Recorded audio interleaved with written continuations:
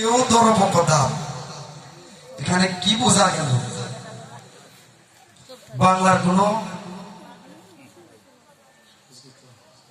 আছে এখানে কোন কিছু? তাহলে কি লিখলেন?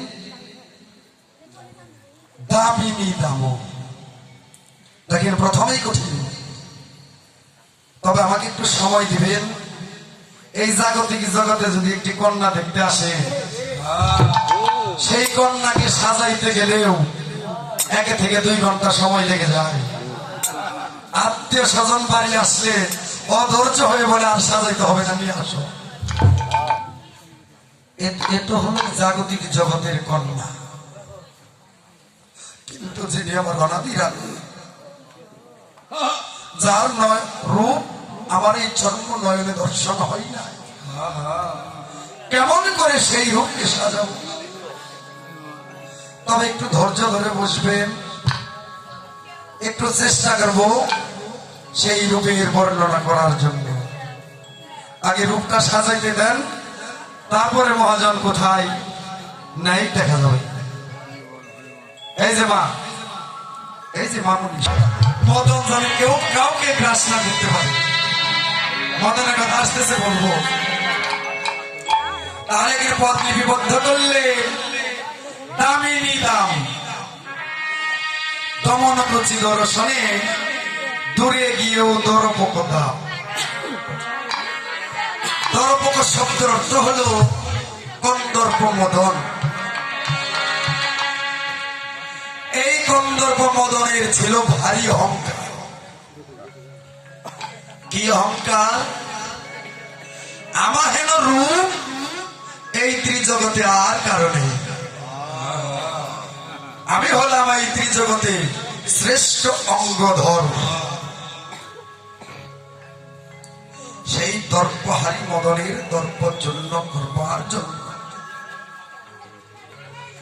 আমার অপরাজিত গৌর হরি যেদিন রাধার ভাব কান্তি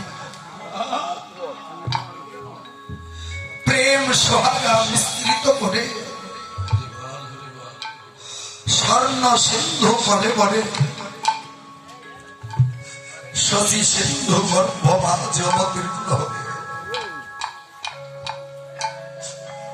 অবতীর্ণ হয়ে তার অন্তরঙ্গ বহিরঙ্গ ভক্ত নিয়ে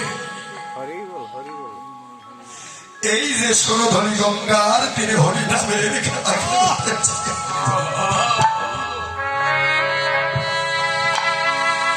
এমন সময় দর্পহারী মদন আমার ওই অপরাজিত নবীন মদনের রূপকে দর্শন করে বলছে, হারে আমি না আমার এই রূপের কত দর্প করেছি,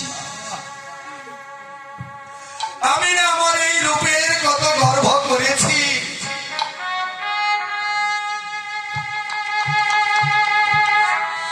এখন দেখি ওই অপ্রাকৃত নবীন মদনের রূপের সঙ্গে আমার রূপ যে বড়ই তুচ্ছ।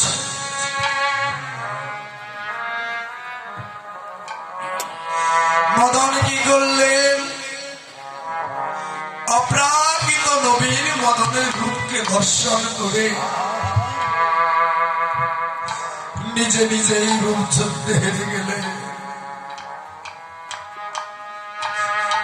কিন্তু এই কলিযুগ জীব হয়ে কোন বাবার যদি ভালো রূপ থাকে, সেই বাবাও মনে অহংকার করে বলে, আমার বড়ই রূপ, আমার হেন রূপ এই জগতে আর কারো নেই।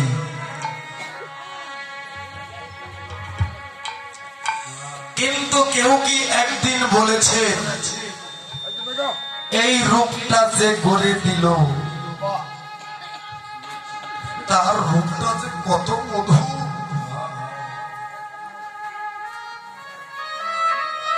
অভিমানের আসনে বসে আমাদের অনেক মায়েরাও যদি অনেকটা রূপ ভালো থাকে রূপের বড়াই করে, কিন্তু এমন একটি দিন চলে আসবে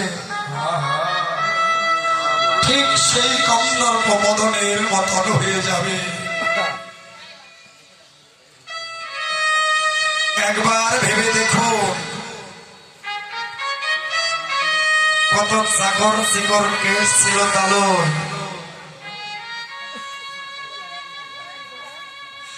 ধীরে ধীরে সাদা হয়ে গেল।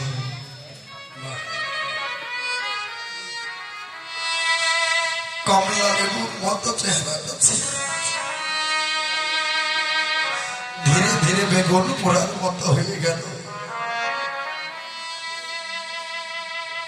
মদন যেমনি ভাবে মনের আকুতি করে গৌর চরণের আশ্রয় নিল,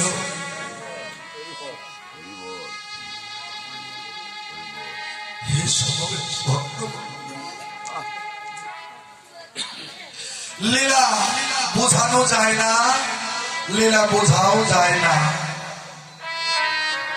অদ্যবধি সেই লীলা করে গুড়ারায় কোন কোন ভাগ্যবান ভাগ্যবতী তা দেখিবারে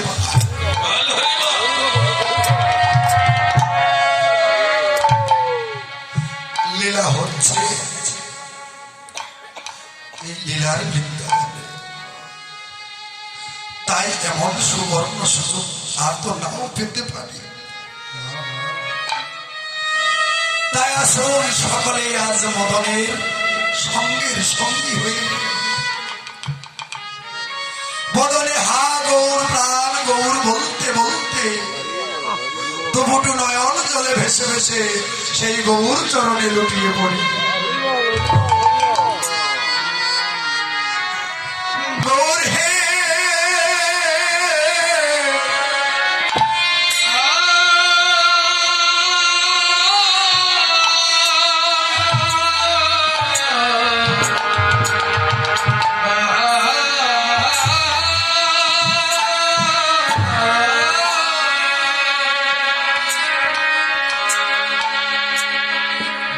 গৌর চরণে লুটিয়ে পড়ে মদন রূপ যুদ্ধে হেরে গেলেন। এলো নবীন মদন,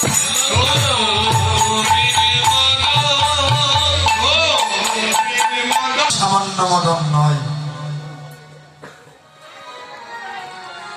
এই মদন ব্রহ্মার কাছ থেকে 5টি বাণ লাভ করেছিলেন। কেমন করে? সাধন করে। ব্রহ্মার কাছ থেকে 5টি বাণ মদন লাভ করেছিলেন। কি কি বাণ? মদন, মাদন, মোহন, স্তম্ভন, শোষণ। এই যে 5টি বাণ, এই 5টি বাণ ব্রহ্মার কাছ থেকে হাতিয়ে নিয়েছিলেন। যেই না ব্রহ্মা 5টি বাণ মদনকে দিয়ে দিল, মদন মনে মনে ভাবে তাহলে তো আমাকে পরীক্ষা করতে হয় এই বাণের কেমন ক্ষমতা। মদন আর দেরি করলেন না, কাম বাণটি ব্রহ্মার উপর নিক্ষেপ করলেন।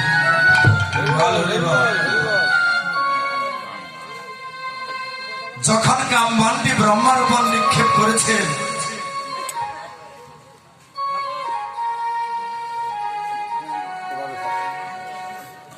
মাগো সময়টা বড় কঠিন, মদনে আক্রমণ করতেছে।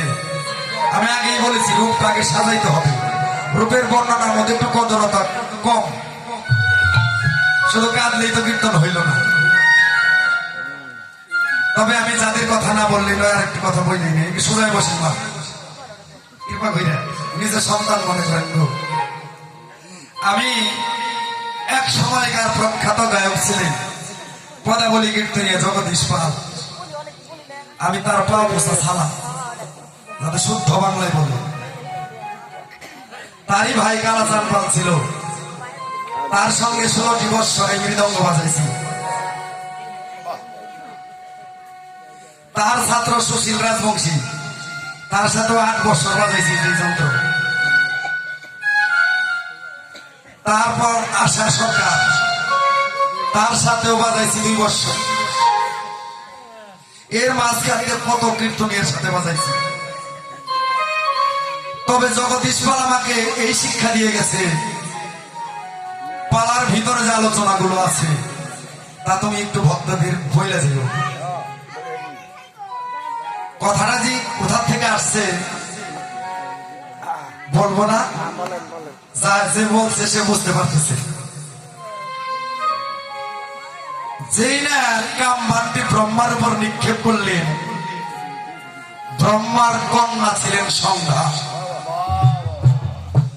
সন্ধ্যার দিকে গ্রামে আকৃষ্ট নয়নী যখন সন্ধ্যার দিকে তাকাইলেন,